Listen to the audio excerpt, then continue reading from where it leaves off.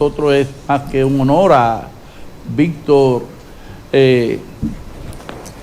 Martínez, a Luciano Hinojoa y su amigo, querido hermano, ¿verdad? Nelson Díaz.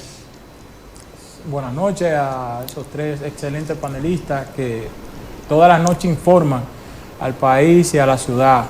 Ustedes se han constituido prácticamente en lo poco que hay que ver de calidad. Muchas gracias, Rubén. Yo sé que tú eres muy exigente a la hora de sentarse a ver televisión. Y ¿por qué tanta gente vendía en estos medios? Así es. Que no se le puede creer nada. Donde dicen digo Diego mañana. Claro. Donde dicen algo. Me recuerda a esa época de las comparsas. Salían el mejor colmado el de aquí.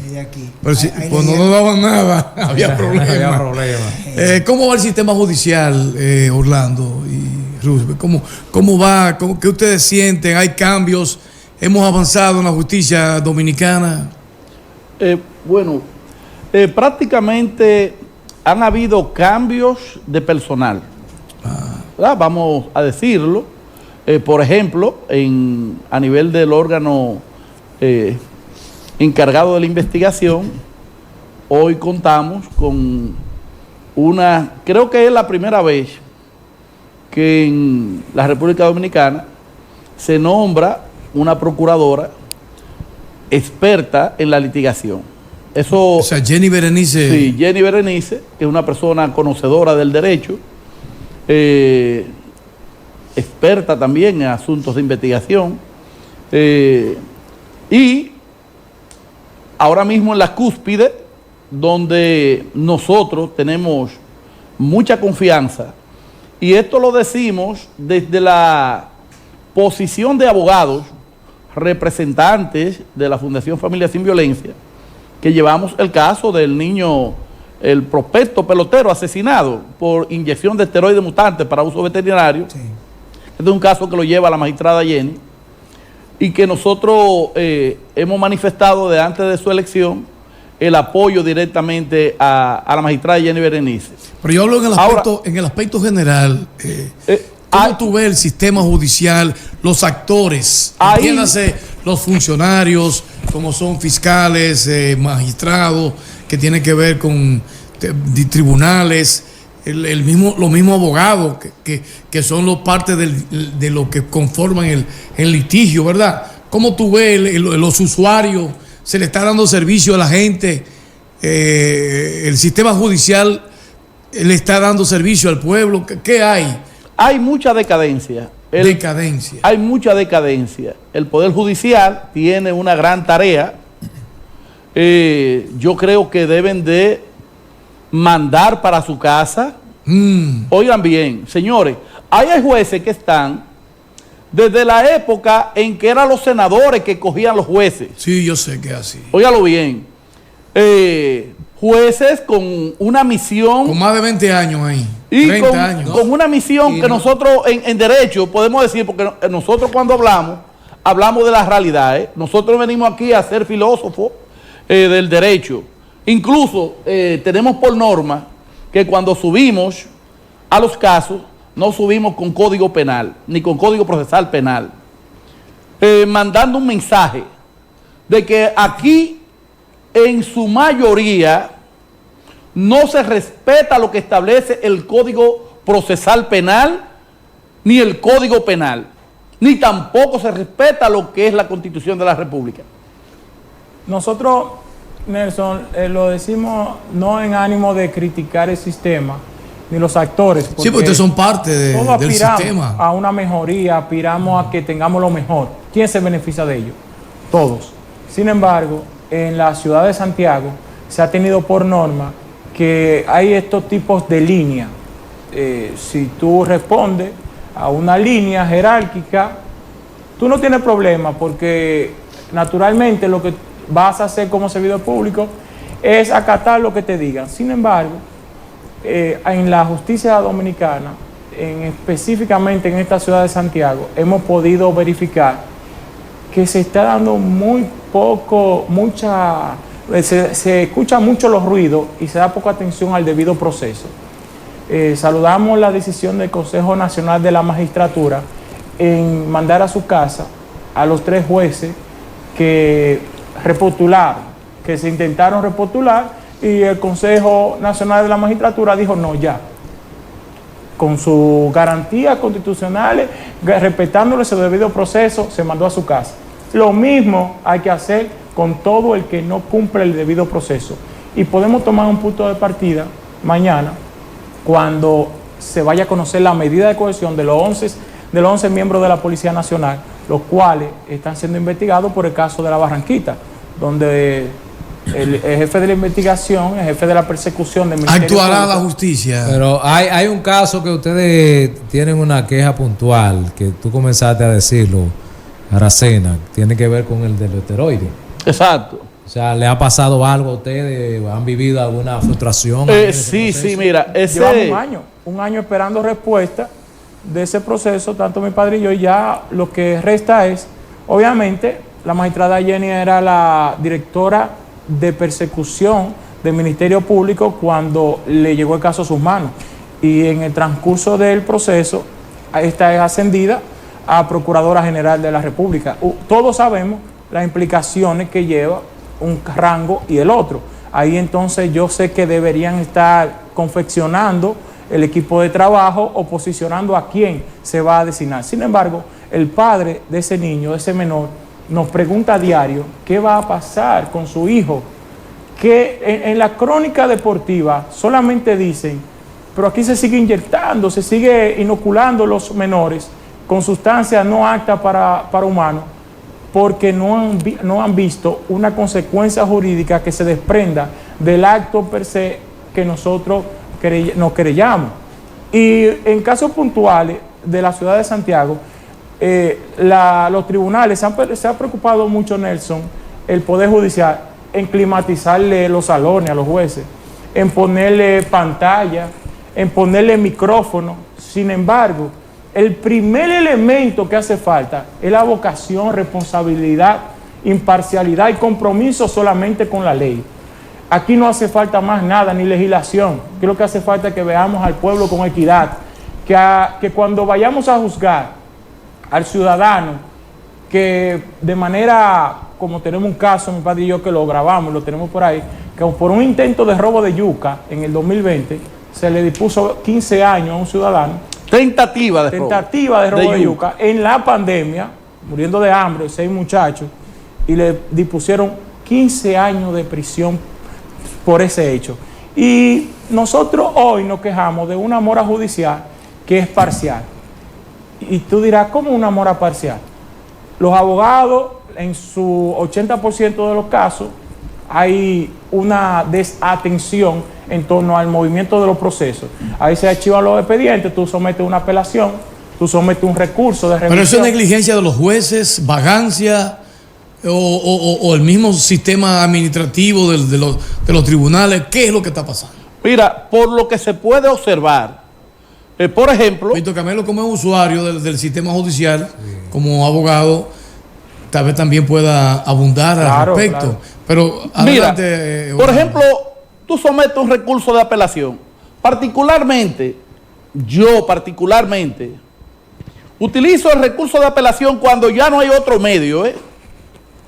Si hay otras vías, yo, Orlando Aracena, abogado de los tribunales de la República, no me arriesgo a ir a una corte de apelación aquí en Santiago. ¿Y por qué? ¿Por qué? Lo primero es que los jueces que están ahí fueron jueces de corte que fueron premiados por alguna actividad, por algún mandato, óigalo bien, y que por cumplir con ese mandato el premio fue llevarlo a la corte de apelación. Y entonces, óigalo bien, cuando usted ve que en la corte están subiendo personas, jueces que yo no queremos denigrar ni nada de eso, pero yo digo una cosa, yo soy amigo del que es apegado a la ley. ¿Por qué? Porque, por ejemplo, a los jueces le paga el Poder Judicial, a los fiscales le paga la Procuraduría General de la República, y a nosotros nos pagan los clientes. Por lo tanto, mi amistad está apegada siempre a aquel que sea apegado a la justicia, a lo que establece la ley. He utilizado como norma a no utilizar el código cuando voy a subir a un tribunal. Dependiendo de los jueces. Me grabo todo aquí y le subo peladito como una forma de decirle, ustedes no respetan lo que establece el Código Procesal Penal. ¿Cómo tú me dices a mí que tú vas a tener un secretario, un alguacil, que tú estás en un orden y llaman a quien ellos le da la gana como una falta de respeto, pero también si te quieren indisponer, utilizan a eso para que indisponga a los abogados y metan chismes a los secretarios? Porque ¿cómo tú me dices a mí que en un tribunal un recurso que te lo notifican incluso ya vía correo electrónico, y que tú me digas a mí que un recurso de apelación se pueda coger 1 año, 9 meses, pero sin embargo en ese mismo tribunal aquellos denominados abogados, ¿verdad?, de lo que someten un recurso y antes de los 15 días te lo están fijando? A mí me han notificado 2 recursos de notificación, por así decirlo, de Félix Porte. Él sometió 2 recursos cuando nosotros sometimos un recurso primero. Para que tú entiendas la casuística, es como que yo soy la parte adversa de mi padre. Somos abogados, no somos padre e hijo. Él somete un recurso a la corte por una inconformidad de una decisión. Entonces el recurso de él se queda en estado muerto. Vengo yo y someto un recurso y el mío lo fijan en 20 o en 15 días. Entonces, hay preferencias. ¿Eso es en qué tribunal? En materia penal.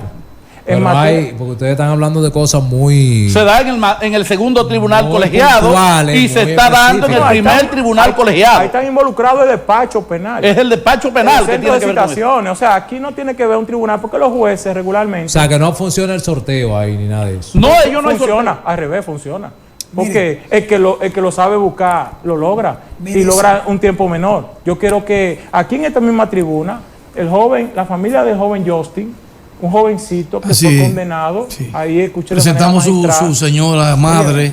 Yo felicito a esta televisora y a su representante en la forma en que de manera, porque nosotros sabemos que dinero ella no tiene, y aquí la recibieron sin ningún beneficio para escuchar esa queja. Esa madre reclama cómo su hijo en un conflicto laboral se vio envuelto en una situación con un supervisor y a este lo condenaron a 6 años. No, pero había una tentativa de homicidio, eran 30 que querían. Eso, miren qué importante es saber esto. En el caso del Ejido, 6 muertos. Ustedes recuerdan, hace 1 año y tanto. Sí. 6 muertos. Y la condena fueron 20 años y 20 años. ¿Qué usted cree que calificó ese investigador? No calificó tentativa de homicidio, ni siquiera. Calificó un homicidio voluntario y no calificó la tentativa de asesinato, que obviamente fue un hecho que se da en el marco de una premeditación y acechanza. Sin embargo, hay muchos investigadores fiscales, con el respeto que me merece, que califican, desnaturalizar la calificación en otros hechos para justificar lo que no hacen en el crimen real.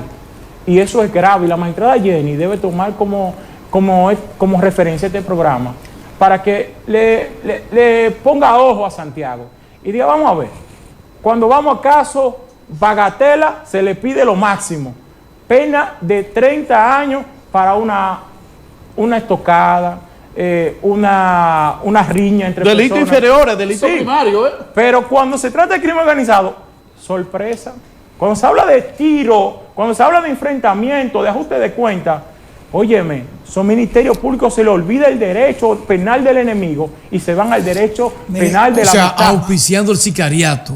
Eso es lo que parece. Un auspicio al sicariato. Y Nelson, estas son cosas que no te lo va a decir ningún abogado. Esto es un programa que se potencializa hoy porque aquí estamos acostumbrados. Y ustedes me excusan. Aquí estamos acostumbrados a invitar gente al programa. No, felicidades al presidente Abinader. Felicidades, sí, a él sí lo está haciendo bien. Sin embargo, nosotros no somos de los abogados que venimos aquí a sentarnos a decirle bendiciones al sistema que está trabajando bien. No están trabajando como se debe.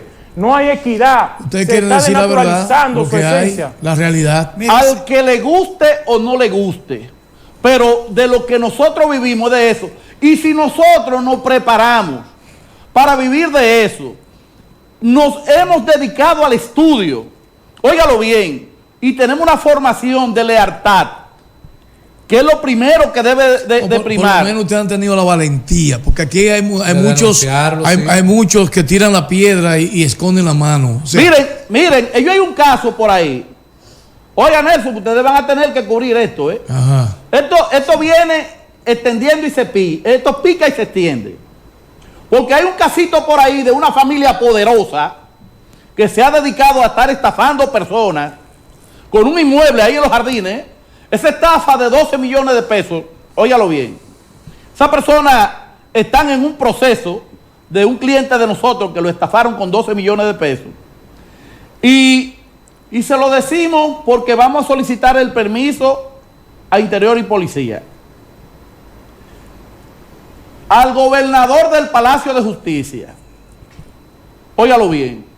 Porque si se equivocan, esa persona que invirtió 12 millones de pesos para comprar ese inmueble, donde hay involucrados 3 notarios, óyelo bien, 3 notarios. Padre, pero perdón que te interrumpa. Dile a los estimados y prestigiosos panelistas, los jefes, los líderes de este programa, de lo que se trata. Ustedes recuerdan que Nelson Abreu, el colega comunicador, hizo una denuncia en estos días de que hay una mafia en la jurisdicción inmobiliaria. Esto no es posible. No, y Esteban Rosario creo también hizo... No, yo quería hacerle una pregunta. Hubo una denuncia incluso en componenda con algunos, digo algunos, porque aquí hay 3 abogados, y debo respetar, por eso digo, señalo algunos con abogados, jueces, que había una mafia tanto en la fiscalía como en la procuraduría que vendían sentencia con jueces de cómplices y abogados, algunos abogados, vendían sentencia, borraban fichas de narcotraficantes. Si la sentencia eran quizás de 10 años, la vendían por 5 al final. ¿En qué ha parado esa denuncia que se hizo recientemente? En lo que para la mayoría de los procesos.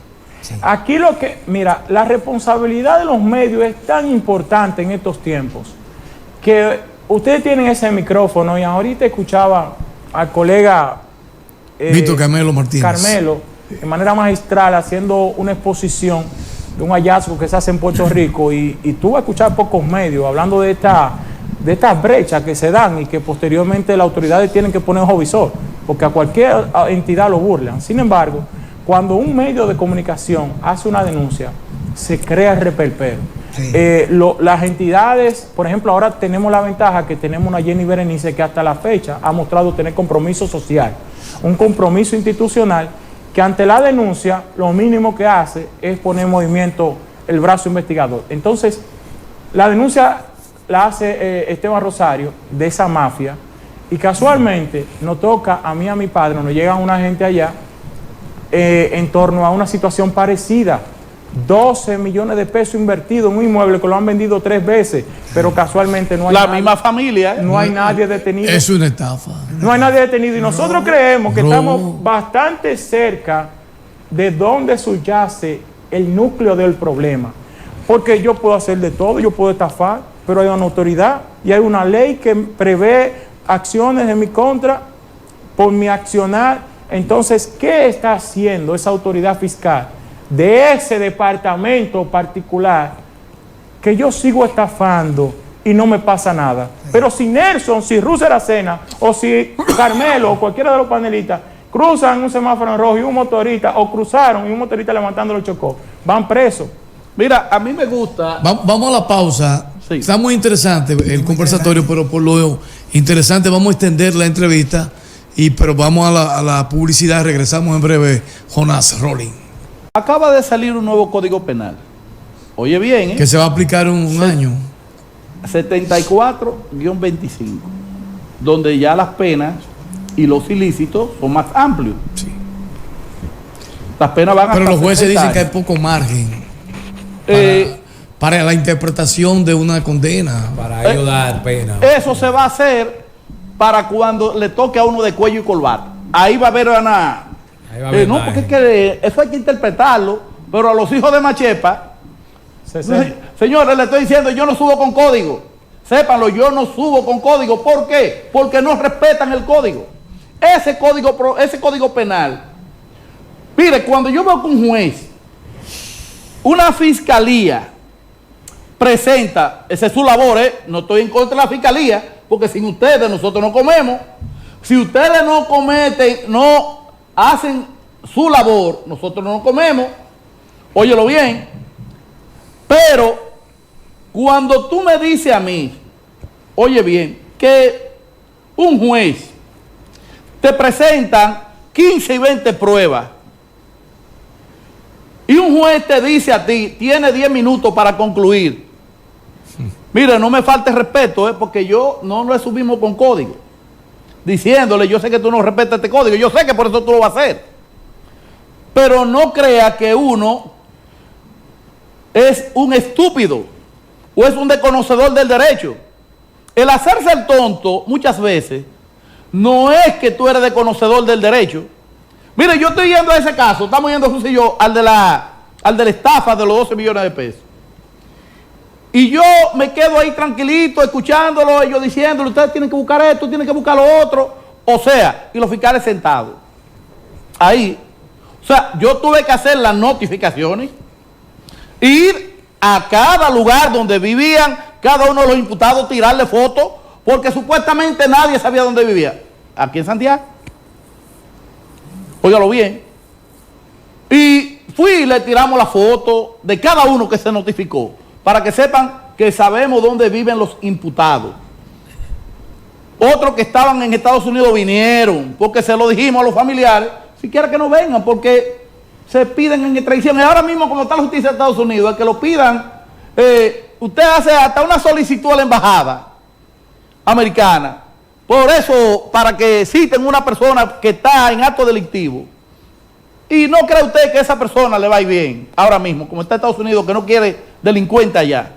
Entonces, decirte a ti, que te dice a ti un imputado que ha estafado a una persona con 12 millones de pesos, y tú dejarlo ir, y estando los notarios ahí, pues yo le digo, mira, esto no es un juego, ellos tienen que pagar por eso.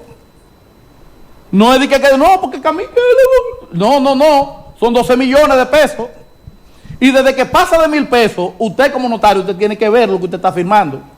Y más donde hay propiedades. Aracena, en agosto del 2026 entra en vigencia el nuevo Código Penal, donde prohíbe que no se podrá faltar el respeto en los medios de comunicación a funcionarios y al presidente de la República. Y vemos muchos comunicadores en los medios, por eso es que yo cuando voy a decir algo, porque usted le puede decir todo al presidente, pero tenga la prueba. Por ejemplo, en este canal, yo he denunciado muchísimas cosas a funcionarios, pero yo me cuido de yo tener la prueba. Que si yo le digo ladrón a uno, yo tengo la prueba. Entonces aquí como con voz alegre, le faltamos el respeto al presidente de la República. Yo mismo no estoy de acuerdo, llámese a Danilo, Lionel, Hipólito, Abinader, que se le falte el respeto a la investidura del señor presidente de la República. ¿Qué irá a pasar con esto boca suelta de los medios de comunicación, que le faltan el respeto a funcionarios, le faltan el respeto al presidente de la República, pero no tienen la prueba? Aquí hay comunicadores que a la fiscalía, el caso de la gobernadora. ¿Qué irá a pasar a partir del 16, en el 26 de agosto, con la reforma del nuevo Código Penal, que no se le podrá faltar respeto al presidente de la República? Porque también es un costo político para el presidente, si le marcha eso con los comunicadores. ¿Qué irá a pasar? ¿Cuál es su opinión? Lo que pasa es que en la entrada en vigencia, ya en funcionamiento del código, lo que atrae consigo es que la autoridad competente de inmediato, desde que toma conocimiento de una acción, tiene que de oficio actuar. No es que el presidente le diga, mira, en un programa me hablaron mal, pero nada más calcula lo siguiente. Y yo voy a hacer lo que hacía Sócrates, lo que era el procedimiento de la mayéutica, el interrogatorio. Y yo me pregunto, y le pregunto a ustedes, ¿a nadie le ha parecido sospechoso que al presidente lo pueden difamar, lo critican, y a cualquier funcionario? Pero cuando tú hablas de Ramón Tolentino, tú estás preso a las 24 horas. O sea, la autoridad de nuestro territorio se debe más a un civil cualquiera que a la autoridad legítima, constitucionalmente hábil. O sea, desde ahí tu parte para saber que aquí no es un tema de leyes, aquí es un tema de compromiso, de responsabilidad en cuanto a tus funciones. Aquí no, el código no ha entrado y el que le dice a Ramón Tolentino cualquier disparate, la misma Policía Nacional constitucionalmente creada actúa, lo presenta en los medios. O sea, venimos a hablar de una policía que actúa, que le queremos atribuir acciones extrajudiciales. Sin embargo, nosotros no criticamos a un ciudadano que pone reloj a la vida de la persona. ¿Quién es más extrajudicial? ¿Quién aplaude estas acciones que encaminan a que se motive a la eliminación de seres humanos? ¿O quien en su ignorancia, creyendo que está actuando bien, va y la comete? Entonces, somos hipócritas. Entonces, si Sócrates estuviera vivo, nos preguntaría. Si Sócrates estuviera vivo, nos preguntaría. Y por eso, usted ve que Platón crea la academia. ¿Por qué? Porque esos pensamientos tenían que desarrollarse y entonces clasificarse y ponerlo en práctica. Pero ¿qué le costó a esos grandes filósofos en esos tiempos? ¿Qué le costó? Nada más y nada menos que la vida. Le costó llevar una mentalidad acusado de corromper la juventud. O sea, tú impregnar valores, ahora mismo te puede costar la vida. Tú hablas de uno de esos influencers, claramente apoyados por fuerzas que no podemos descifrar, pero que a la luz de la juventud, de la sociedad, tiene más fuerza que un medio como nosotros que estamos hablando de las cosas como son. Orlando, ¿cómo es posible que fue algo que ustedes lo vivieron los dos, de una apelación a la corte de una persona que está presa, está recluido en la cárcel de Rafey, que es el joven Justin? ¿Cómo es posible que se haga la solicitud de esa apelación a un tribunal de la Corte de Apelación y todavía a los 9 meses, dentro de una burocracia, no se haya dado una respuesta? Mira, nosotros esperamos que el Poder Judicial, a ese personal administrativo que está ahí, que viene con raíces dañadas desde mucho tiempo atrás, señores, es tiempo, hay que ir removiendo, hay que traer personas que se quieran comprometer con el nuevo sistema de justicia. Se habla de un proceso, de un tratamiento para los internos. Óigalo bien. O sea, si usted escuchó el caso del caso de Donny Santana, por un juez que se puso los pantalones y le otorgó un permiso de trabajo. Un juez que estableció de que él prefería ser un abogado con honradez a que un juez mediocre. Un tribunal, cuando tiene un personal que lecciona derecho, ese joven Justin, óigalo bien, mire, eso fue una riña laboral. ¿Sabe lo que era una riña laboral? Era preso los dos, porque fue una riña laboral donde el otro se puso con el otro y los dos se fajaron. Una riña laboral, preso los dos. Pónganse de acuerdo, eso es lo que dice la ley sobre una riña. Tráncamelo los dos. Cuando se pongan de acuerdo, entonces decidimos si lo vamos a someter a los dos. Pero dile, padre, el uso desproporcional del derecho en torno a estos jueces. Una medida coercitiva que ustedes saben que es excepcional, como la prisión preventiva. Una persona que está en su trabajo, no estaba en una fiesta, o sea, tiene presupuesto con su familia, un salario, una identificación individualizado totalmente, y se le mantiene la prisión preventiva desde que comenzó el proceso hasta hoy, hasta que estamos fecha. Con intenciones de meterle, de imponerle los 30 años, no vieron ellos que los propios testigos, a la hora de ellos leer el expediente, de que no procedía ese expediente, de que se trataba de una riña laboral, Una persona con una riña, si tú lo dejas un año preso, ya usted le hizo una condena. Que no fue en una taberna de juego, no fue, era un jovencito. Para mantener a su mamá, que estaba en un estado de salud y está en un estado de salud delicado. Pero para que ustedes tengan una información más equiparable, para que comparen un tema con el otro, breve, resulta que el acusado de asesinar al abogado, Santiago, ustedes saben, Chaguito, cariñosamente, de ahí de los ciruelitos, no llegó al año. No llegó al año preso y ya fue descargado. Pero lo que mataron de modo independiente, que fueron parte del complot para asesinar al pelotero David Ortiz, fueron muertos porque andaban en la calle. Estaban en la calle. No estaban presos. No estaban presos. Un juez lo había. Sí, pero si el juez tú lo sabes, hermano querido, que si el juez lo suelta, dime dónde estaba el órgano acusador específicamente de eso, porque no me habla a mí de que yo me opuse. En el acta aparece que yo me opuse como fiscal. En el caso de Donny Santana le dieron una libertad. ¿Y qué hizo la fiscal? La comunidad publicitaria que le hicieron, la campaña publicitaria, no hubo persona que no se enterara. Entonces, ¿cómo que lo de David Ortiz no se enteró? ¿Cómo que ni David Ortiz como víctima se enteró? ¿No estaba informado David Ortiz? David Ortiz no fue citado. Finalmente, en un segundo, despídanse ahí del programa. Miren, agradecer primeramente a ustedes el espacio, la invitación. Resultó corto. Exacto. Miren, nosotros le hacemos un llamado al Consejo del Poder Judicial, al Consejo Nacional de la Magistratura.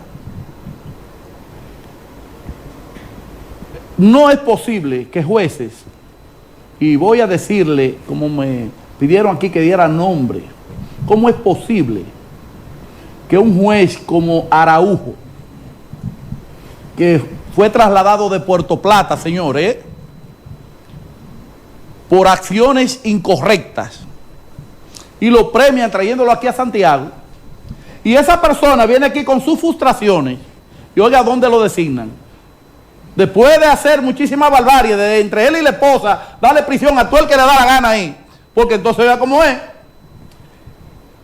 Esta jurisdicción es de familia, porque tú te pones con uno y ahí está la esposa ahí mismo. O sea, son jueces todo el mundo. Aquí es una jurisdicción de entre esposos. Si te pones con uno, te cae el otro y te lleva el diablo. Bueno, Orlando, muchas gracias. Estamos ya sobre el tiempo. Vamos tanto a Rubén como a ti, vamos a tenerle otro programa en lo adelante especial para que sigamos tocando estos temas que no son muy comunes de tocarlo en la calle, de hablarlo, pero realmente eso es lo que está pasando en la justicia dominicana. Bueno, muchas gracias. Bye. Volvemos mañana. Bye.